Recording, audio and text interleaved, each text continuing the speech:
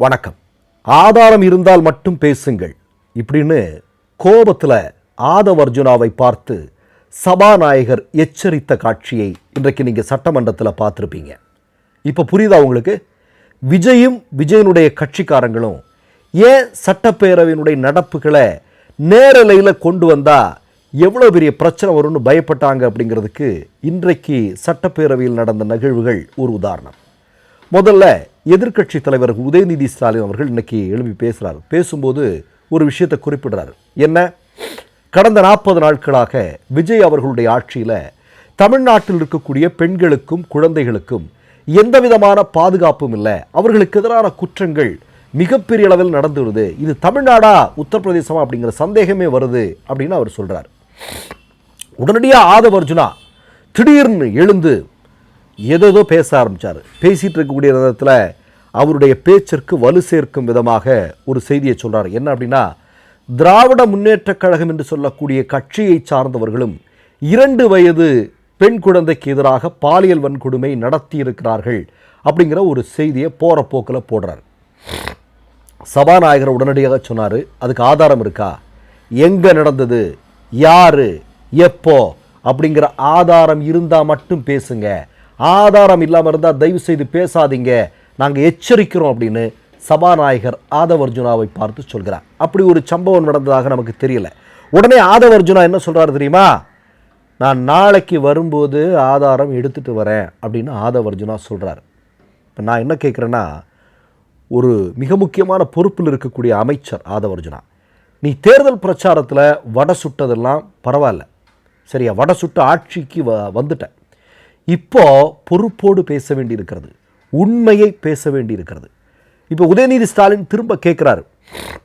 இப்போ சபாநாயகர் எச்சரிக்கிறாரு, உதயநிதி ஸ்டாலின் கேட்குறாரு, சரிப்பா நீ இதெல்லாம் சொல்கிற இல்லையா, ஸ்ரீவைகுண்டம் அங்கு ஒரு பெண்ணுக்கு நடந்த மிகப்பெரிய அநீதி நமக்கு எல்லாருக்கும் நல்லா தெரியும், அது தொடர்பாக தாவேகாவினுடைய எம்எல்ஏ, இதுக்கு எதிராக என்ன நடவடிக்கை இந்த நொடி வரையிலும் நீங்கள் எடுத்திருக்கீங்கன்னு சொல்ல முடியுமா அப்படின்னு ஆதவ் அர்ஜுனாவை பார்த்து உதயநிதி ஸ்டாலின் கேட்டார். அப்படியே குனிஞ்சு கீழே பார்த்துட்டு அப்படியே இருக்கிறார். ஆமாம், அவ்வளோதான். இதுக்கு ராஜ்மோகன் ப்ரோ ஏதாவது சொல்லுவார்னு பார்த்தேன். ராஜ்மோகன் ப்ரோ கிட்டேயும் இதுக்கு பதில் இல்லை, யாருக்கிட்டையுமே இந்த பதில் இல்லை. ஸ்ரீவைகுண்டம் எம்எல்ஏ இப்போவும் சாதாரணமாக நடந்து தெரிந்து கொண்டிருக்கிறார் அப்படிங்கிறதா இப்போ செய்தி. இப்போ நான் என்ன கேட்குறேன்னா, ஆதவ் அர்ஜுனா ஏன் தொடர்ந்து பொய்யை பேசுகிறார்? இது மட்டும் இல்லைங்க, இன்றைக்கி இன்னொரு பொய்யை சொல்லியிருக்கிறார். என்னது? கடந்த 3 ஆண்டுகளாக திராவிட முன்னேற்றக் கழகத்தினுடைய ஆட்சியில் சட்டப்பேரவையில் தமிழ்த்தாய் வாழ்த்து பாடலை அப்படின்னு ஒரு குண்டை தூக்கி போகிறார். இப்போ சபாநாயகர் குறுக்கிட்டு சொல்கிறார், இல்லை பாடுனாங்கன்னு சொல்கிறார்.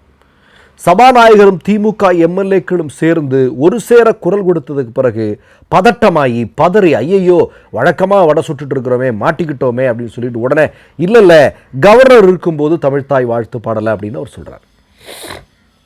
இப்போ நான் என்ன கேட்குறேன், ஏன் இவ்வளோ பெரிய பொய்கள்?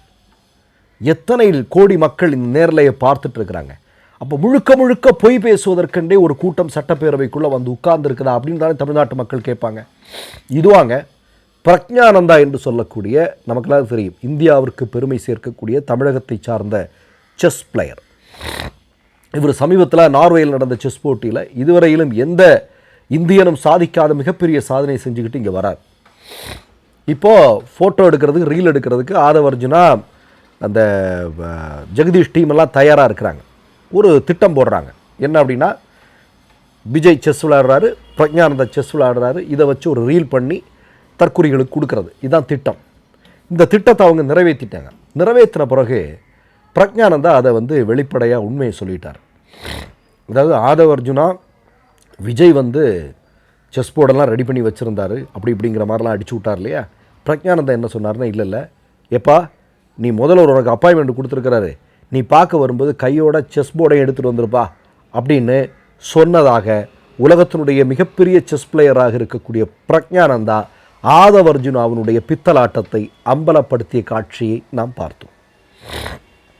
இது மட்டும் இல்லைங்க, இது மட்டும் இல்லை. இப்போ இன்றைக்கு நமக்கு எல்லாருக்கும் தெரியும், தமிழ்நாட்டில் இந்த பயிர்க்கடன் தள்ளுபடிக்கு எதிராக தமிழ்நாட்டில் இருக்கக்கூடிய விவசாயிகள் எல்லாம் மிகப்பெரிய போராட்டம் நடத்தி கொண்டிருக்கிறார்கள் ஒரு பக்கம். இன்னொரு பக்கம் நீங்கள் பார்த்தீங்கன்னா துப்புரவு பணியாளர்கள், துப்புரவு துறையை முழுமையாக தனியாரிடம் ஒப்படைப்பதற்கு ஒரு மிகப்பெரிய திட்டத்தை விஜயனுடைய அரசாங்கம் செய்து வருகிறது, அதற்கு எதிராக நாங்கள் போராடுவோம் அப்படின்னு சொல்லிட்டு ஒரு மிகப்பெரிய போராட்டத்தை அந்த தொழிலாளர்கள் தமிழ்நாடு முழுசும் நடத்திட்டு இருக்கிறாங்க. இப்போ ஆதவ் அர்ஜுனா பேசின ஒரு பழைய வீடியோ ஒன்று சமூக ஊடகங்களில் வைரலாகி கொண்டிருக்கிறது. நீங்கள் உங்களில் பல பேர் பார்த்துருப்பீங்க. நாங்கள் ஆட்சி பொறுப்பிற்கு வந்தால் இந்த ஆட்சியில் தூய்மை துப்புரவு பணியாளர்கள் எப்படி நடத்தப்படுகிறார்கள், அப்படி இப்படின்னெல்லாம் என்ன வடை சுட்டாரோ அதற்கு எதிராக இன்றைக்கு அரசு ஆட்சி அமைந்தவுடன் நடந்து கொள்கிறார்கள் என்பதை சுட்டிக்காட்டி பெரிய அளவிலான அந்த வீடியோ வந்து சமூக ஊடகங்களில் வைரலாகி கொண்டிருக்கிறது. நல்லா கேட்டுங்க. இவர்கள் ஆட்சி அதிகாரத்திற்கு வருவதற்கு முன்பு என்னெல்லாம் பொய்களை சொல்லி ரீல்கள் போட்டார்களோ அவையெல்லாம் இன்றைக்கு அவர்களுக்கு திருப்பி தாக்க ஆரம்பித்திருக்கிறது. இப்போ தற்கொலைகள் எல்லாம் நீங்கள் கோவிச்சக்கூடாது. இப்போ நீங்களாம் நினைப்பீங்க ஒரு ஆட்சியை மதிப்பீடு செய்வதற்கு இந்த 40 நாட்கள் போதுமானதா அப்படின்னு. போதுமானதா அல்ல. ஆனால் விஜயினுடைய ஆட்சி, ஆதவ் அர்ஜுனா மாதிரியான ஆட்களை கொண்டு நடத்துகிற இந்த ஆட்சி இருக்கு இல்லையா, எந்த திசையை நோக்கி பயணிக்கிறது என்பதை தெரிந்து கொள்வதற்கு இந்த 40 நாட்களே போதுமானது. அதாவது இதில் கடைசியில் ராஜ்மோகன் வந்து பேசுகிறார், சிங்கப்பெண் படையை பற்றி நீ யாராவது பேசுனா அவங்க மீது நடவடிக்கை எடுக்கணும். எப்பா, சிங்கப்பெண் படை வந்து ஆரம்பித்த அடுத்த நாளே சிங்கப்பெண் படையில் இருக்கக்கூடிய ஒரு பெண்மணியினுடைய தங்க நகை திருடு போயிருக்கிறது. மறக்க முடியுமா ராஜ்மோகன்? இது தமிழ்நாட்டில் நடந்த சம்பவம் தான். உங்களுக்கு ஒருவேளை தெரியாமல் இருக்கலாம். இது இந்த சம்பவம் நடந்ததா இல்லையா?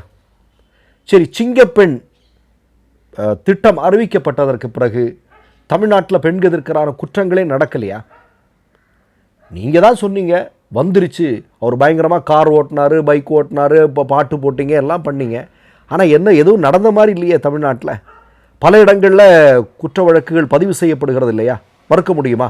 அப்போ அதை பற்றி விமர்சனம் பண்ண தான் செய்வாங்க. கண் துடைப்புக்காக திட்டம் கொண்டு வருவது என்பது ஏற்கனவே நிலவில் இருக்கக்கூடிய குற்றங்கள் குறைய வேண்டும், கட்டுக்குள் கொண்டு வர வேண்டும், சொன்ன விஷயங்களை பாதுகாக்க வேண்டும். இது இல்லைன்னா மக்கள் கண்டிப்பாக உங்களை பார்த்து கேள்வி கேட்பாங்க இல்லையா? அதானே ஜனநாயகத்தில் எங்களுக்கு கேள்வி கேட்க உரிமை இல்லை என்ன? அப்போது இதெல்லாம் என்ன அப்படின்னா, கேள்விகளை கேட்பதற்கு, அதை வந்து எதிர்கொள்வதற்கு இவர்கள் பயப்படுகிறார்கள். இதில் சிங்கப்பெண் திட்டத்தில் வந்து அவங்க காவல்துறை இது மாதிரியான இடங்கள் எல்லாம் வந்து ரீஃபார்ம் பண்ணிகிட்டு இருக்காங்களாம். அதுக்கு திமுகவை, ஆமாம், இப்போ ஃபியூஸ் கேரியர் எல்லாம் திருடு போகுதா? ராஜ்மோகன் சொல்கிறாரு ஃபியூஸ் கேரியர்லாம் திருடு போகுது. அப்படின்னா அந்த ஃபியூஸ் கேரியர் திருடு போகிறதே உங்களால் கட்டுக்குள்ளே வச்சுக்க முடியல, அந்த ஆட்களே கண்டுபிடிச்சி உங்களால் இது பண்ண முடியல அப்படின்னா உங்களுடைய ஆட்சியினுடைய சீர்கேட்டை பற்றி என்ன சொல்கிறது? ராஜ்மோகன் ஒரு ஃபியூஸ் கேரியரை தமிழ்நாட்டில் பல இடங்களில் திருடிட்டு இருக்கிறான் அப்படின்னா அதையே உங்களால் கட்டுப்படுத்த முடியலை, இல்லை அதை ஒழிக்க முடியலை அப்படின்னா என்ன சொல்கிறது? கொஞ்சம் யோசிச்சு பாருங்கள். அப்போ தொடர்ந்து பொய்களை பேசி இதெல்லாம் மோடி பண்ணிகிட்டு இருந்ததுங்க. 12 வருஷம் பண்ணிடுது. தமிழ்நாட்டு மக்களுக்கு நல்லா தெரியும். இதெல்லாம் மோடி மாடல், குஜராத் மாடல். அதை அப்படியே டிட்டோவாக ஃபாலோ பண்ணுறது தான். இப்போ நமக்கு தெரியல, நாளைக்கு நம்முடைய தமிழக முதல்வர் விஜய் அவர்கள் இன்றைக்கு எதிர்க்கட்சி தலைவராக இருக்கக்கூடிய உதயநிதி ஸ்டாலின் அவர்கள் பேசியதற்கெல்லாம் பதில் வழங்குவார் என்று சொல்லப்படுகிறது. ஸ்கிரிப்ட் இன்னைக்கு நைட்டு ரெடியாகும்னு நினைக்கிறேன். ஸ்கிரிப்ட் இல்லைன்னா அவர் பேசாமல் இருப்பார். ஆமாம், நீங்கள் பார்த்தீங்களா, அடிக்கடி மற்ற கட்சிக்காரர்கள்லாம் பேசும்போது விஜயை காட்டுவாங்க, அவர் ரொம்ப அமைதியாக சைலண்டாக இருப்பார். ஏன்னா ஸ்கிரிப்ட் இல்லை. ஸ்கிரிப்ட் இருந்தால் பயங்கரமாக பேசுவார். நாரசக்தி, தூரசக்தி, தீய சக்தி, அந்த சக்தி, இந்த சக்தி. ஸ்கிரிப்ட் இல்லைன்னா ஐயோ. மற்றொரு நிகழ்வில் சந்திப்போம். நன்றி, வணக்கம். மை நேம் இஸ் ரெட் சேனலை சப்ஸ்கிரைப் பண்ணிக்கோங்க.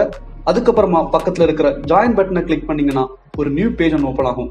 அதுலேயும் ஜாயின் பட்டனே கிளிக் பண்ணிக்கோங்க. அதில் பார்த்தீங்கன்னா credit R debit card options இருக்கு. இதில் உங்களுக்கு விசா, மாஸ்டர் கார்டு, ரிப்பே அப்படின்னு 3 ஆப்ஷன்ஸ் கொடுத்துருக்காங்க. அதில் நீங்கள் எந்த கார்டு சூஸ் பண்ணுறீங்களோ அந்த கார்டோட நம்பர் என்டர் பண்ணிக்கோங்க. அப்புறமா கார்டோட வேலிடிட்டி மந்த் அண்ட் இயரை டைப் பண்ணிக்கோங்க. அடுத்தபடியா உங்க கார்டோட பின்னால சிவிசி கோடுன்னு சொல்லிட்டு 3 நம்பர்ஸ் கொடுத்துருப்பாங்க. அந்த நம்பரை இதில் என்டர் பண்ணிக்கோங்க. அப்புறமா அட்ரஸ் அண்ட் இன்ஃபர்மேஷன் என்டர் பண்ணிட்டு பைங்கிற பட்டனை கிளிக் பண்ணிக்கோங்க. ஒருவேளை உங்க கார்டு நம்பர் இன்வாலிட்னு காமிச்சிச்சுன்னா உங்க கார்டுல இன்டர்நேஷனல் யூசேஜை எனேபிள் பண்ணுங்க.